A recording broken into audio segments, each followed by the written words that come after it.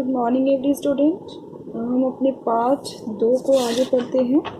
Part 2 था हमारा वर्ण विचार। वर्ण विचार को अब आगे पढ़ेंगे, लेकिन उससे पहले मैं आपको कुछ बातें कहना चाहती हूँ, क्योंकि जो भी मैं नोटबुक चेक कर रही हूँ आपकी, जो भी आप मुझे वर्क सेंड कर रहे हैं, जो मैं देख रही हूँ, उसमें वही मिस्टेक रिपीट हो रही है जो नहीं होनी चाहिए। मैंने बार बार समझाया है आपको कि जिन वर्णों के ऊपर, जैसे यहाँ भेद शब्द लिखा हुआ है तो भ के ऊपर नहीं है, ठीक है। और थ के ऊपर देखिए, यहाँ पे थ के ऊपर नहीं है। देखिए ये शीरो रेखा, मतलब जो ऊपर लाइन डाली जाती है शब्दों के ऊपर, उसे कहते हैं शीरो रेखा। ये देखिए इसके ऊपर थ के ऊपर नहीं है। यहाँ ये शब्द देखिए, भिक्षा इसमें नहीं है। कक्षा इसमें देखिए, जो क्षत्रिय के ऊपर नहीं है। श्रमिक के ऊपर नहीं है। श्रीमान में देखिए इसके ऊपर नहीं है। तो जिन शब्दों पे, अर्थात जिन वर्णों पर, सबसे पहले वर्णों की बात करेंगे, शब्द तो बाद में बने हैं वो, ठीक है। जिन वर्णों पर शिरोरेखा नहीं आती है उन पर शिरोरेखा नहीं लगानी है। दूसरी बात, आप ये क्यों भूल जाते हो कि कोई भी वाक्य तब तक पूरा नहीं होता जब तक आप पूर्ण विराम नहीं लगाते हो। अगर आप पूर्ण विराम नहीं लगाओगे तो कैसे वो वाक्य पूरा होगा।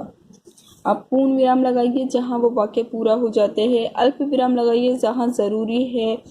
नुक्ते का प्रयोग कीजिए जहां नुक्ता ज़रूरी है।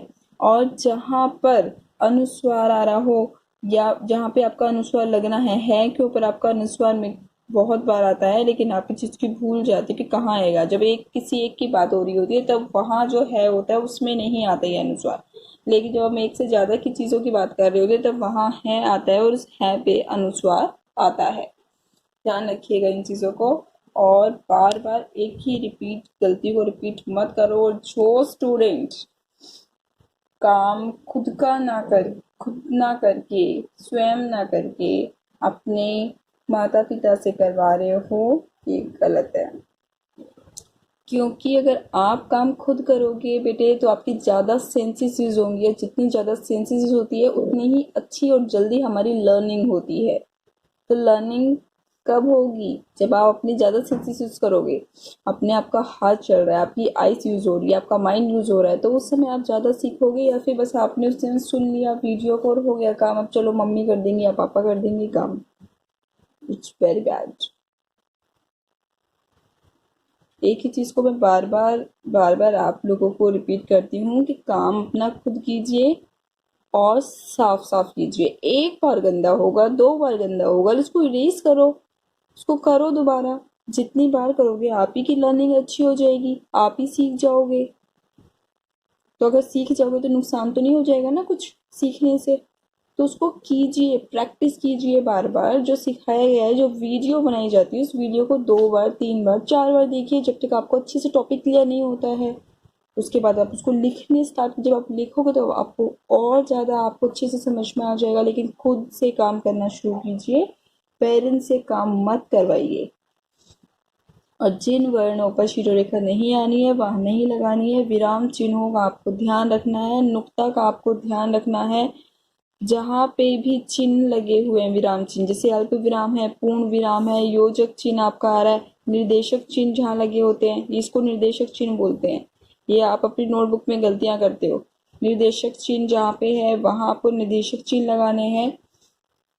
इन छोटी छोटी चीज़ों का ध्यान रखिए। और जब आपका काम कंप्लीट होता है तो अंत में फिनिशिंग लाइन डालिए।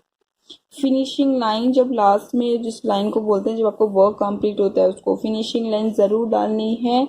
और जो भी डेफिनेशन आप लिखते हो आप उसको अंडरलाइन कर सकते हो। फॉर एग्जाम्पल, जैसे मैंने यहाँ पे लिख दिया स्पर्श व्यंजन, तो मैंने इसको अंडरलाइन कर दिया कि स्पर्श व्यंजन है, तो स्पर्श व्यंजन को आपने नीचे रेखांकित कर दिया, ठीक है।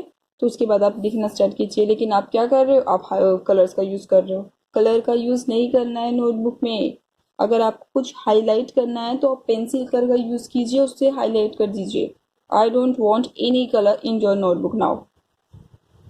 Okay, is that clear? चलिए फिर आज आपका टॉपिक स्टार्ट करते हैं। जिन वर्ण व्यंजन, सबसे पहले आता है व्यंजन। व्यंजन क्या होता है जो आपने पढ़े थे, क ख ग घ छ छ छ च ट ठ ड, ये जितने भी हैं ये है आपके व्यंजन, जिनको बोलने के लिए स्वरों की आवश्यकता होती है, इन्हें हम व्यंजन कहते हैं, ठीक है। इनको बोलने के लिए स्वरों की सहायता लेनी पड़ती है, उन्हें हम व्यंजन कहते हैं। हिंदी वर्णमाला में 33 व्यंजन है। कितने व्यंजन है? 33। हिंदी वर्णमाला में 33 व्यंजन होते हैं।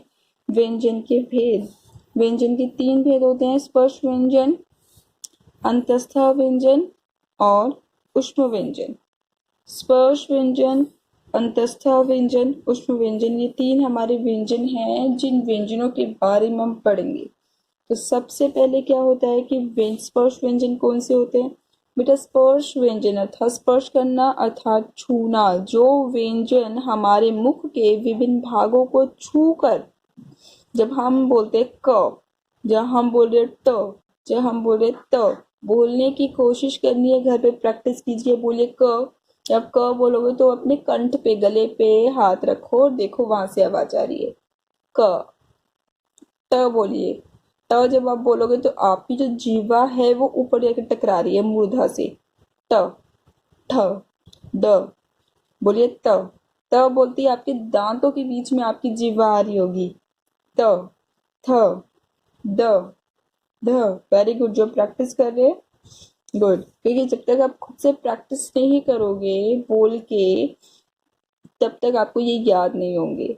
इनको याद रखने का सबसे अच्छा तरीका है कि आप उसको प्रैक्टिकली कीजिए, करके देखिए, वर्णों का सही उच्चारण कीजिए और उनको याद रखिए कि कहाँ से जब हम बोलते हैं तो हमारे मुख के किस भाग से टकराते हैं ये सभी वर्ण, और इस कारण से इन सभी को हम स्पर्श व्यंजन कहते हैं, क्योंकि ये टकराकर हमारे मुख से वायु टकराकर बाहर निकलती है, इसीलिए इन सभी व्यंजनों को हम स्पर्श व्यंजन कहते हैं। ठीक है बेटी, जैसे यहाँ पे हर वर्ण 5 भागों में विभाजित होता है, इनको हम इसीलिए इन्हें पंचवर्ग कहा जाता है। 1 2 3 4 5, ये 5 वर्ग है, ये पंचवर्ग है।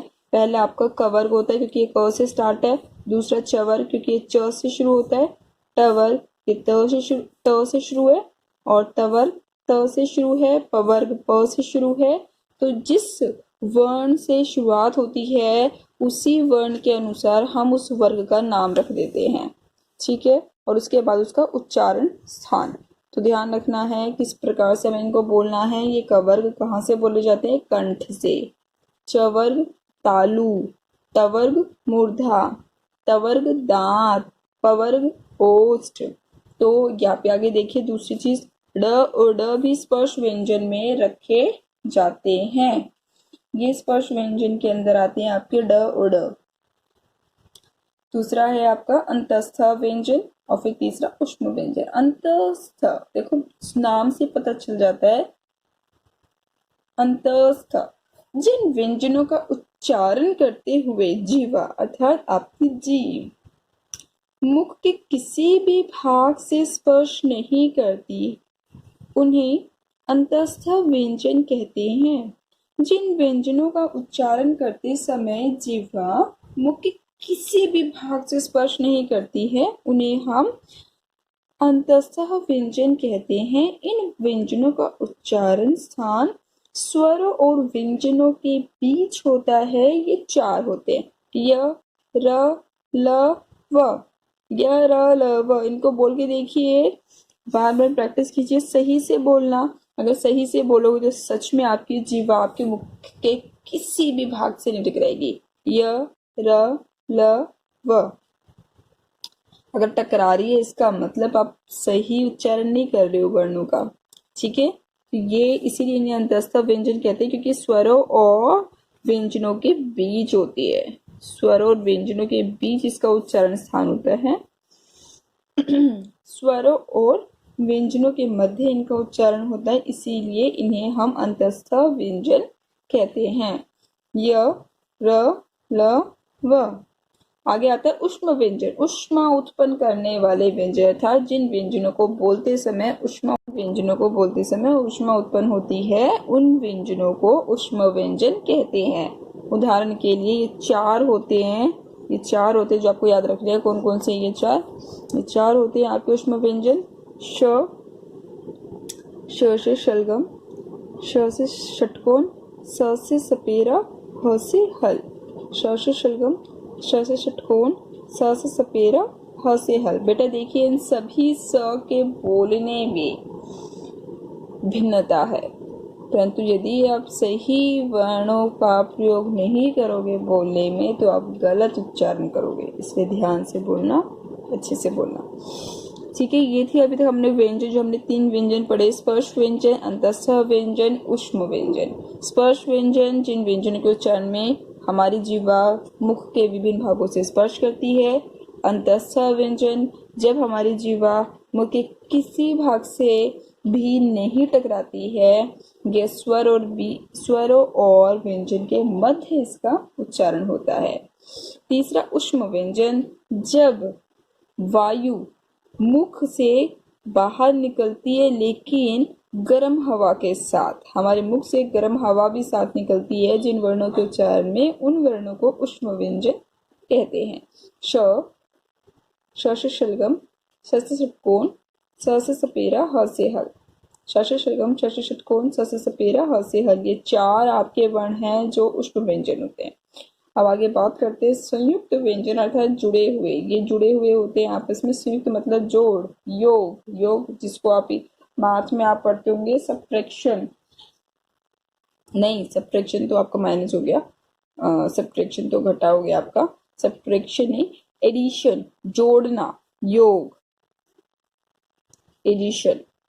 ठीक है, सब्ट्रैक्शन तो माइनस हो जाता है आपका, एडिशन जोड़ना, जिसको हम बोलते हैं संयुक्त करना, जोड़ देना। ठीक है, 2 भिन्न व्यंजनों के मेल से बने व्यंजन संयुक्त व्यंजन कहलाते हैं, अर्थात जोड़ना, 2 चीजों को आपस में अगर आपने जोड़ दिया है तब जाके कोई एक चीज बन रही है। जैसे क और श, क और श से मिलके बनता है आपका श से क्षत्रिय। जैसे कक्षा, भिक्षा, श से क्षत्रिय का प्रयोग कर, जब श से क्षत्रिय जो वर्ण है आपके 4 वर्ण होते हैं आपके ये वाले, ये चारों वर्ण आपके 2 वर्णों की सहायता से मिलके बनते हैं, जो आपको याद रखने हैं या आपको याद ही रखने हैं चारों।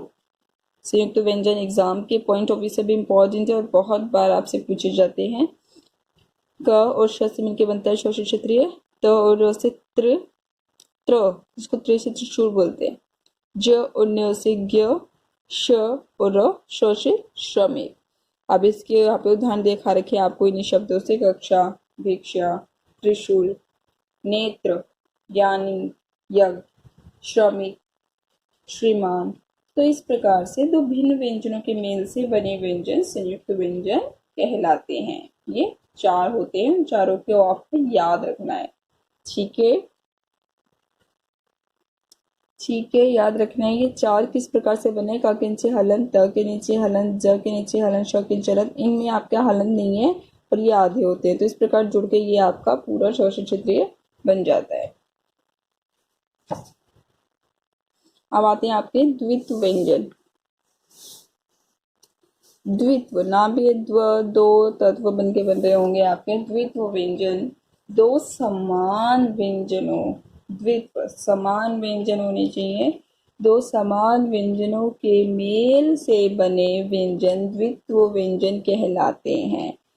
व्यंजन तो हो पर समान हो, जैसे आधा प पूरा प बन गया पप,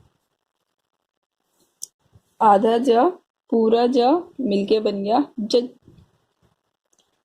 आधा ल पूरा ल मिलके बन गया लल, आधा ट पूरा ट टट, आधा क पूरा क कक। इसी प्रकार से यहाँ पे भी आधा वर्ण और पूरा वर्ण मिलके द्वित्व व्यंजन बना रहा है। उदाहरण के तौर पे दिखा रखे हैं इसका उदाहरण, जैसे मक्का, पक्का, मिट्टी, पट्टी, यहाँ पे इसने पप से बनाया हुआ गोलगप्पा, चप्पल, जज, छज्जा, लज्जा। ठीक है, तो इस प्रकार से आपको अन्य सभी वर्णों के उदाहरण यहाँ पे आपको देखने हैं कि किस प्रकार से द्वित्व व्यंजनों से शब्द बनते हैं और क्या द्वित्व व्यंजनों का प्रयोग है, किस प्रकार से हमें प्रयोग करना होता है, वो किस प्रकार से हमारे लिए लाभदायक है। क्योंकि कुछ भी सीखने से पहले अपने माइंड में एक बात जरूर आनी चाहिए कि हम ये सीख क्यों रहे हैं, क्या मोटिव है।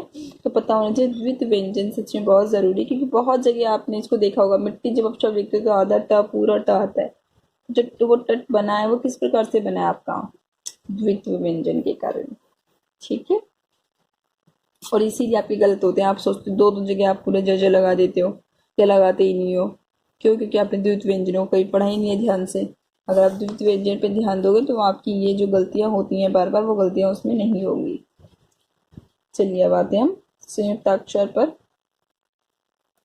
संयुक्ताक्षर, इसमें क्या होता है, जैसे द्वित व्यंजन में दो समान व्यंजन मिलकर एक नए व्यंजन का निर्माण कर रहे थे, जिसे द्वित व्यंजन कहते हैं। उसी प्रकार संयुक्ताक्षर क्या होता है, जिसमें दो अलग अलग व्यंजन मिलते हैं और एक नया व्यंजन बना देते हैं। दो अलग अलग व्यंजनों के मेल से बना अक्षर आपका संयुक्ताक्षर कहलाता है। दो अलग अलग व्यंजनों के मेल से बना अक्षर संयुक्ताक्षर कहलाता है। जैसे क, य, क्य अलग अलग है। आधा क ये य ले लिया मैंने, पूरा क्या बन गया आपका। दो अलग अलग व्यंजनों के मेल से बने अक्षर संयुक्ताक्षर कहलाते हैं। जैसे आधा क और य मिलाया तो क्य, क्यारी। वाक्य, आधा प और य बनाया प्य, प्यास, प्यार। आप जितने भी यहाँ पे एग्जाम्पल लिखे हैं ये वाले आप नोटबुक में नहीं लिखोगे, ना द्वित व्यंजन का और ना ही आप संयुक्ताक्षर का लिखोगे। आप ये इसका प्रयोग कर सकते हो, लेकिन आपको उदाहरण ये नहीं लिखने हैं। ध्यान रखना, मैं नोटबुक में जब आपको दिखाओगे काम में चेक करूंगी इन चीज़ों को। आप ना तो द्वित व्यंजन के उदाहरणों का प्रयोग करोगे इसका और इसका लिखने के लिए, और ना ही इनका। आप अपने आप से सोचिएगा कि कक से और क्या बन सकता है शब्द, वो बना के एग्जाम्पल आप लिखोगे। संयुक्ताक्षर से क्या बन सकते हैं और आपके, तो वो आप लिखोगे। ये नहीं होना चाहिए आपने नोटबुक से उठाया, अपना माइंड बिल्कुल भी यूज़ नहीं किया, आपने एज इट इज़ लिख दिया इसको उठा के। डेफिनेशन समझ रहे हो, द्वित व्यंजन किसे कहते हैं ये समझ रहे हो, तो उसका प्रयोग करना भी आना चाहिए, किस प्रकार से आप उसको प्रयोग करोगे। ठीक है, तो वो गलत नहीं होना चाहिए। और उदाहरण आप स्वयं लिखेंगे सोच समझ के कि क्या लिखना है अब हमें। संयुक्ताक्षर, अब देखिए आगे ये हो गया आपका ह और म, हम।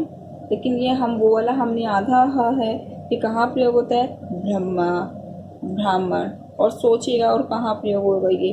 ठीक है, द और व, द्व, जैसे द्वार, विद्वान।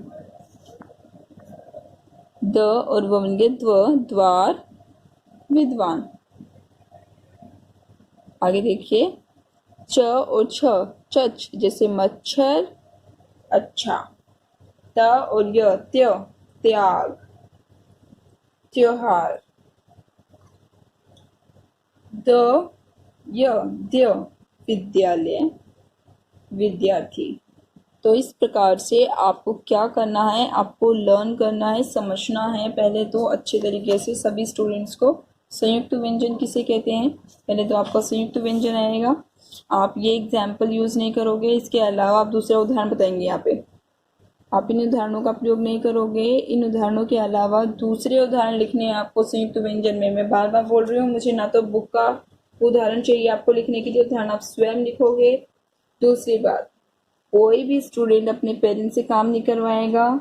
थर्ड, कलर आप यूज नहीं करोगे, क्योंकि वो बैक साइड पेज को बहुत डर्टी कर देता है, जिसके कारण आपका जो भी आपने लिखा होता है वो ठीक तरीके से क्लियर नहीं होता। क्योंकि जब तक नोटबुक आएगी पास में, उस समय पता नहीं उसकी क्या हालत हो जाएगी। इसलिए अच्छा है कि सभी स्टूडेंट नोटबुक में पेंसिल कलर का यूज करो, सो दैट वो क्लियर रहे आपने जो बैक साइड लिखा हुआ है। तो काम कीजिए अपना नीट एंड क्लीन राइटिंग में, साफ कीजिए। और जिन गलतियों को मैंने स्टार्टिंग में आपको बताया है उनका ध्यान रखिएगा कि किस किस बातों का आपको ध्यान रखना है काम करते समय। और काम आपको खुद करना है, पेरेंट्स से नहीं करवाएंगे। उदाहरण आपको इसके स्वयं सोच के लिखने हैं। द्वित व्यंजन के भी उदाहरण आपको स्वयं सोचने हैं। संयुक्ताक्षर के भी उदाहरण आप स्वयं सोचेंगे। आपकी बुक से एक भी उदाहरण इनमें नहीं होना चाहिए, ना द्वित व्यंजन का, ना संयुक्ताक्षर का, और ना ही आपका संयुक्त व्यंजन का। ठीक है, तो सभी का संयुक्त व्यंजन से आप ये लिख सकते हो इसमें कि ये क्या है, ये लिखोगे आप, लेकिन ये उदाहरण नहीं लिखने हैं आपको। इनकी जगह आप अपने आप से कोई नया उदाहरण बनाओगे। ठीक है, चलिए अच्छे से पढ़िए, मेहनत कीजिए और अपना ध्यान रखिए। धन्यवाद।